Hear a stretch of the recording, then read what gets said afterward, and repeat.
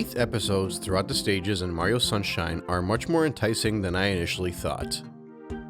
I'll admit, my memories of the 8th episode shines have been blurred with the secret shines and the 100 coin shine, but I think the 8th episodes of these stages offer a lot of positives to the games, even if not all of the shines are what I'd consider great, or even good in some instances. As I've somewhat glossed over throughout this retrospective, each stage has a narrative that evolves as you head through the episodes.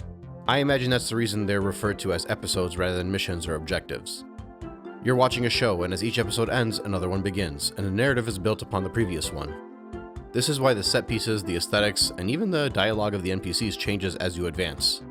Many Sunshine fans more versed than I will not only discuss the simple stage evolutions, like Noki Bay's water being cleaned in the later episodes for example, but they'll also point out an NPC that might be looking for their family member in an earlier episode, celebrating their reunification in a later episode. This is all part of the world building of Mario Sunshine, and is an added bonus to make the game more appreciated by its fans. These elements won't make someone that hates the feel of FLUDD enjoy the game per se, but will probably help somebody that likes the game love it. It's a good bit of kerosene in the NPCs that I'd more likely associate with the Mario RPG titles, rather than the mainline 3D series. And as far as I'm concerned, it's an appreciated addition. That being said, back to the 8th episodes. This is the prologue, the after the credits scene if you will. This is the galaxy celebrating after the Emperor was defeated. All the varying stages and their environments are at peace because the evil that befell the locals prior to episode 1 has been taken care of by our mustachioed plumber and his water gizmo. We still don't have all of the shine sprites, far from it. There's still a lot of work to be done in order to completely restore Delfino Isle to its glory. But at the start of episode 8, the conflict is usually complete. The missions are no longer now about saving the locals, the purpose now is to celebrate with a reward and collect the final after the credits shine of each stage. I'm a big fan of this. It's one thing to have the game's conflict evolve as you collect the shines and conquer the enemies and obstacles hindering Piantas and Nokis, but it's a whole other thing to offer this extra bonus episode that highlights the fruits of your labor. And like I said, not every episode 8 shine is great or even good, but the narrative and concept of the existence of the 8th shine alone is something I appreciate. This is in contrast to the 9th and 10th secret shines, which I'll cover in the next segment. In episode 8, Bianco Hills provides us with another 8 red coin collection shine in the stage. Now, by the end of this game, there will be 4 separate 8 red coin collecting shines in Bianco Hills alone, and many more if you're looking over the entire game. I'll recycle some of my talking points from earlier segments and from my Mario 64 and 64DS videos, but having shines based around collectibles in multiple stages may appear to be repetitive on the surface, but these shines in essence are different because they don't offer the same routes and challenges available. In Mario 64 there were 15 8 red coin collections across the stages, and that's not including the ones that granted secret stars. But each collection was unique to the stage they were a part of. Most of them involved traversing an entire stage to collect, but a handful of them were all in a similar area and just require you to undergo a challenge of varying degrees of difficulty to overcome. 64DS added onto this by including even more red coin collecting stars, but it also added a handful of silver star collections. Again, it's very easy to simply say that these are just more MacGuffins to collect, but it's not about the MacGuffin, it's about what you're doing to collect said MacGuffin. If they were placed in the same spot as the red coins, then it could be seen as redundant.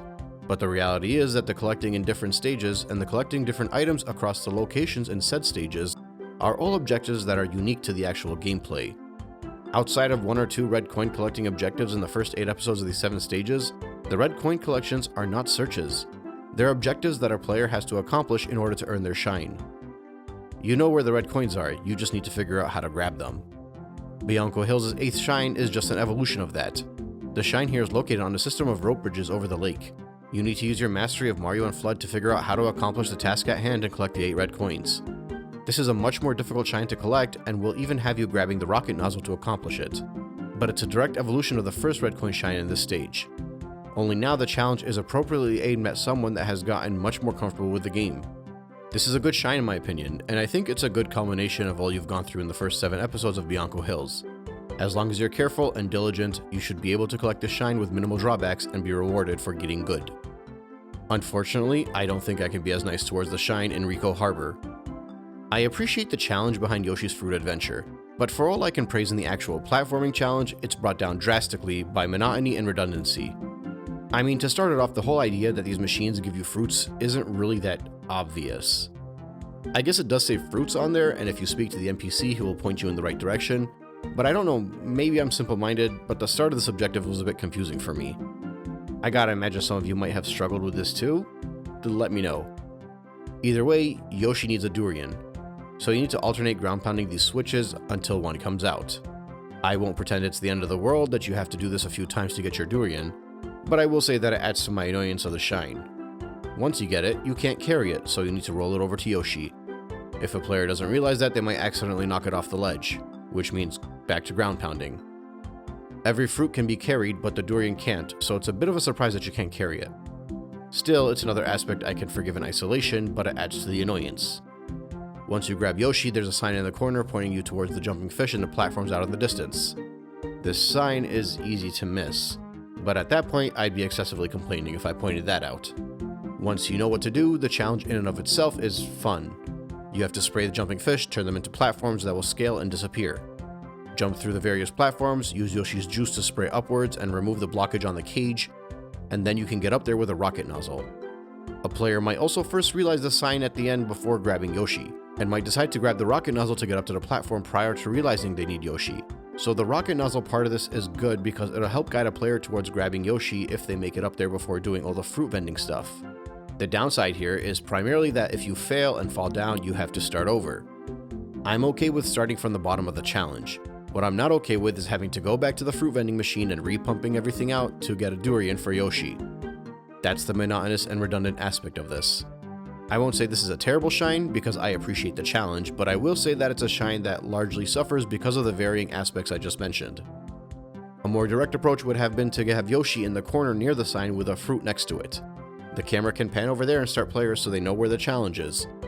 And if they fail, they can just work their way back up and grab another Yoshi and start over. But since that's not the case, I'm going to classify this as a shine that would make me want to pull my hair out. Not because it's challenging, but because if you screw up even once, it's tedious and annoying. Oh god, next up is Gelato Beach. Okay, look, I'm not going to do a full breakdown of this one because it's been talked about to death. Along with the lily pad and pachinko shines, this is probably a top 3 most infamous shine in the game. You guys all should know about it. Take that big watermelon to the pianta with a blender. This is basically the Mario version of the Sonic 06 ball puzzle, and equally as finicky and frustrating. The only thing I'll say is that if you go out of your way to initially defeat all of the cataquacks on the beach, and also do your best to roll and guide the big watermelon as fast as you can, so that it can pass by the mirrors and make it to the sand, at that point it's a tolerable mission. The issue is you'll probably spend upwards of an hour on the task before giving up and deciding to defeat the cataquacks. Honestly, this shine is a long and painful challenge even if you already know the strategy. Even the trick to glitch past everything is annoyingly difficult and requires mastery. Simply put, this is a pull out your hair worthy shine, and might be the most pull out your hair worthy shine in the game thus far. Similar to the Sonic 06 ball puzzle, there's a charm to this shine for me because of the discourse it's created around the community and the joy I got when finishing it, but that's about all I can praise. Oh god, next up is Peanut Park. Alright, so at the top of this segment, I intentionally spoke a lot about the aspects of the episode 8s because those were the things that were worth praising. The narrative and visuals and culmination of the episodes and all that jazz. Well, part of the reason that the introduction was more positive and optimistic than I currently sound is because Rico Harbor, Gelato Beach, and now Peanut Park are probably the 3 worst episode 8 shines. Funnily enough, the remaining 3 and Bianco Hill shines were all red coin collections, and I'd consider them all good and acceptable endgame shines. But let's get back to Peanut Park, because I need to backtrack for a second. And I'm gonna be blunt, this one is not a bad shine. Actually, I found it more annoying that I had to find the correct Noki to speak to in order to start the challenge. In the first episode of this game, you just walk over to the corner by this fountain, and the Bowser coaster starts. For episode 8, you have to climb up and speak to Noki by the entrance of the coaster, and for me, that was actually worst part of the shrine. I'm not kidding. I wanted to hate this one, I wanted to hate the coaster, I felt like I was supposed to hate the coaster, but on my first attempt I think I got 18 or 19 out of 20, and on my second attempt I succeeded. I thought it was a fun challenge and a good uptick in difficulty as compared to the previous coaster shine. I don't even remember this one giving me a problem on my previous playthroughs. I've heard more about it being a bad challenge than many other shines in the game, but I'm not on board with that. I think this is similar to the Chuckster challenge area, where I can understand why many people would say it's frustrating and a game-ruining shine, but due to how quickly I was able to adapt to it and never caused me excessive amount of stress, I simply can't include it onto this list of hair-pullingly frustrating shines, and I take it a step further and say I actually enjoyed it quite a bit.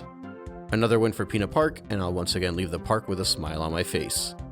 Serena Beach's episode 8 is one that I assume many people dislike, but I might not be listening hard enough to hear people complain about it. You have to scale the hotel to find 8 red coins hidden about. This is the first true red coin challenge, and by true, I mean that this is the kind of red coin challenge that I'd compare with Mario 64. The twist, however, is there's a time limit. While I thought this would be intimidating, I was able to figure out the first 7 red coins pretty easily on my first attempt, and on my second attempt I found the 8th coin as well. Perhaps I found it simple enough because I basically retraced my steps from the earlier shine that had me searching the entire hotel that took care of the shines for the most part. The route where you go up through the bathroom and continue upwards, mixed with a few red coins being in front of your face in the lobbies. It felt intuitive enough to figure out, and the added time challenge made this a bit more unique so that it didn't feel as repetitive as the earlier shine. Another good episode 8 shine, and another good red coin challenge that doesn't feel too redundant. Noki Bay is another red coin shine, but it's not as much of a scavenger hunt. You retrace your steps back to the waterfall up top and re-enter the hidden area where you clean the eel's teeth. There's a fish swimming around made of coins that disperses and recondenses as it swims. Amongst those coins are the 8 red coins. As long as you can work on your timing and movement, this one should actually be pretty easy.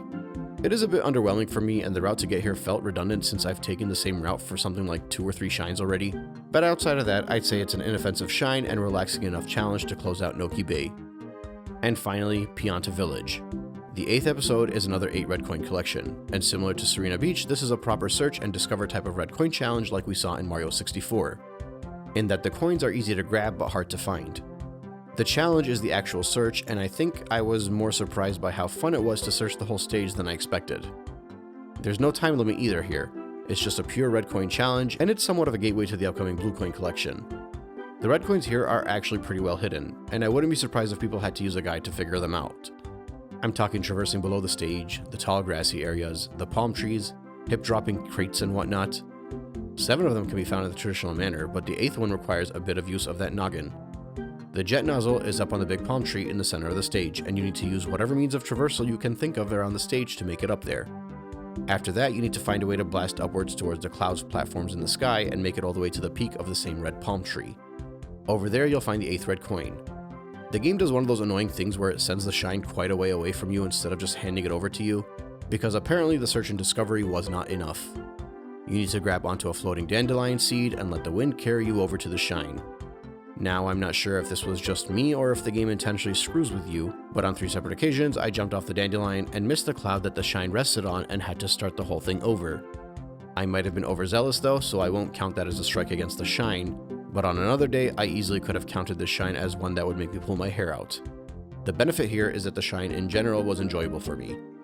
So to summarize, I liked the red coin challenge in Bianco Hills, disliked the monotony and the otherwise enjoyable platforming challenge of Rico Harbor, just about hated the finicky nature of the Watermelon Shine Gelato Beach, actually enjoyed the Bowser Balloon Coaster in Pina Park, didn't mind the red coin challenge in Serena Beach and Noki Bay, and thoroughly enjoyed the red coin challenge in Pianta Village, even if it had a bit of annoyance at the end.